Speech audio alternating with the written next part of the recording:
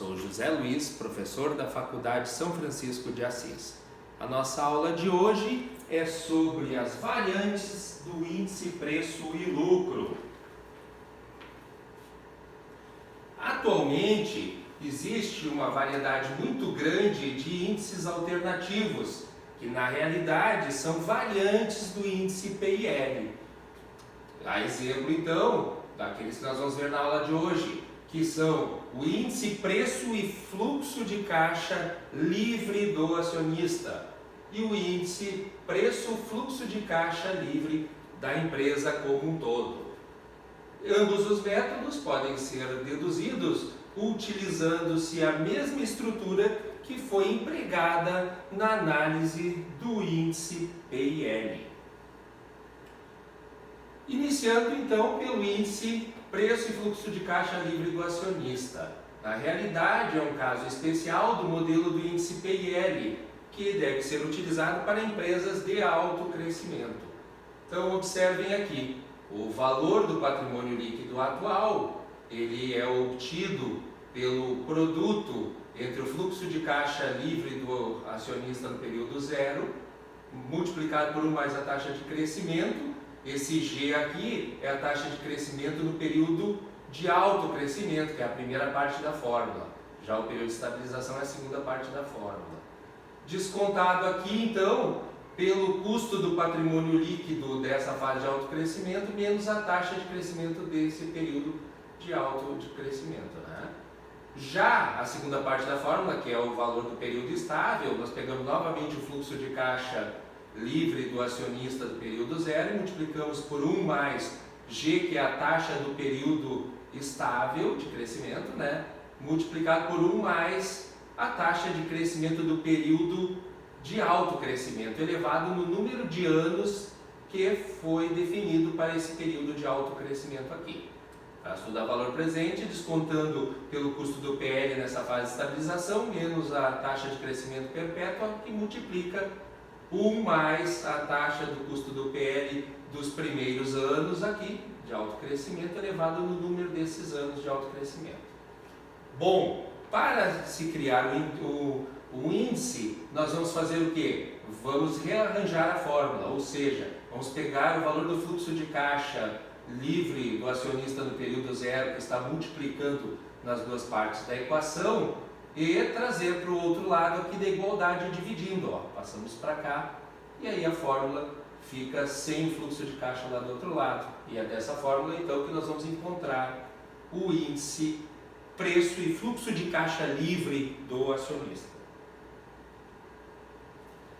Assim, o índice preço e fluxo de caixa livre do acionista é determinado pela taxa de crescimento dos lucros nos dois períodos e pela relação de desembolsos de capital e depreciação. Vamos então observar por meio de um exemplo na qual a empresa Epson deseja calcular então o seu índice preço e fluxo de caixa livre do acionista, sendo que a empresa passará por um período de 5 anos de alto crescimento e após esses 5 anos entrará num estado de equilíbrio. Os dados do período de alto crescimento são: a taxa de crescimento é de 23%, o beta de 1,32, a taxa livre de risco de 7,5. Dessa forma, então, podemos calcular já o custo do PL dessa fase de alto crescimento. Nós vamos fazer o quê? Eu vou pegar a taxa livre de risco, 7,5, mais o beta, que é de 1,32, multiplicado pelo prêmio de risco, que é 5,5. Encontro, então, o custo do PL na fase de alto crescimento de 14,76. Já os dados do período de crescimento estável são os seguintes: a taxa de crescimento cai então para 7%, que é uma taxa próxima da economia. O beta projetado ele também cai para 1,12. A taxa livre de risco continua sendo 7,5. Dessa forma, então, já calculamos agora o custo do patrimônio líquido nesse período de crescimento estável. Pego a taxa livre de risco mais o beta aqui, 1,12, multiplicado pelo prêmio de risco. Encontro então o custo do PL de 13,66%. Com base então nessas informações, e ainda partindo-se da premissa que o desembolso de capital, depreciação e receita cresçam a mesma taxa do lucro e que o capital de giro é de 40% da receita, então podemos estimar o índice preço e fluxo de caixa livre do acionista da empresa Epsilon da seguinte forma.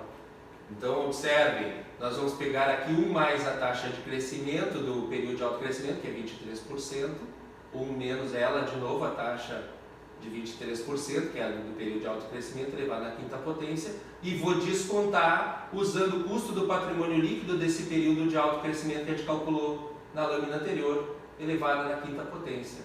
Já que no denominador eu pego o custo do PL desse período de alto crescimento menos a taxa de crescimento desse período de alto crescimento, né? Então são 5 anos, por isso que nós elevamos a 5 esse período de alto crescimento. Já a segunda parte da fórmula, que é o valor de perpetuidade, o do período estável, nós vamos pegar aqui novamente 1 mais G elevado na quinta potência, então a taxa 1 mais a taxa de crescimento do primeiro período elevado na quinta potência, e mais o multiplicado por 1 mais a taxa de crescimento na perpetuidade, né? no período estável, que é de 7%. Trago a valor presente, dividido por 1 mais a taxa de custo do patrimônio líquido do período de alto crescimento elevado então em 5 anos, porque foram 5 anos de alto crescimento, e multiplico já pelo custo do PL do período estável, que calculamos na lâmina anterior, menos a taxa de crescimento perpétuo. Encontro então o valor do índice de 28,91.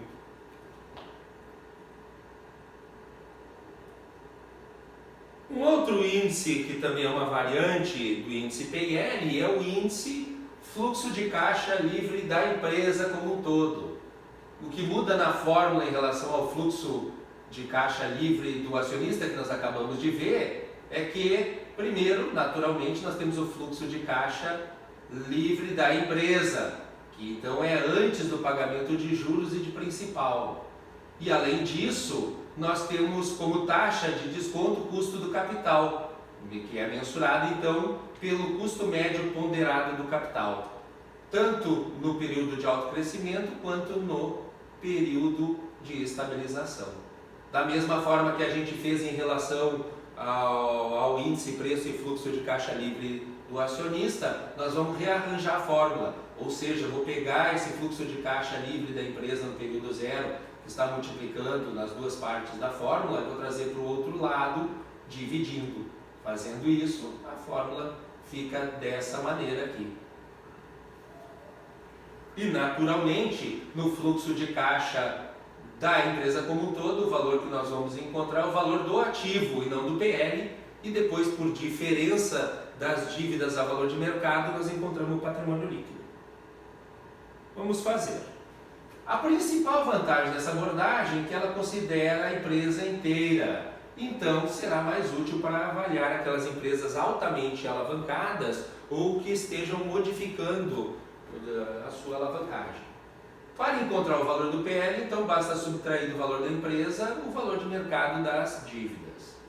Vamos exemplificar. Vamos supor a empresa Tango deseja calcular o seu índice, preço e fluxo de caixa livre da empresa, sendo que a empresa passará por um período de 5 anos de alto crescimento e após o qual entrará num estado de equilíbrio. Os dados do período de alto crescimento são: a taxa de crescimento é 17% e o custo médio ponderado do capital é de 11,75%.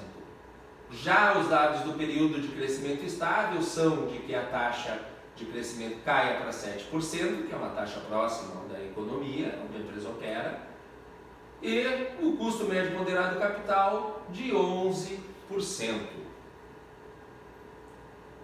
Com base então nesses dados, nós podemos calcular o valor da empresa, né? O índice então, fluxo de caixa livre da empresa, da nossa empresa aqui no caso, que é a empresa Tango.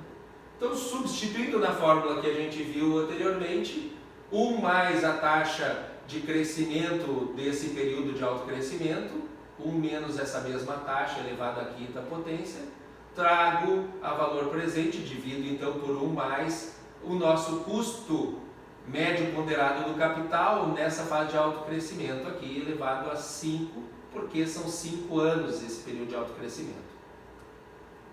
Trago tudo a valor presente, dividido então pelo custo médio ponderado do capital desse período de alto crescimento, menos a taxa de crescimento no período de alto crescimento, que é 17%.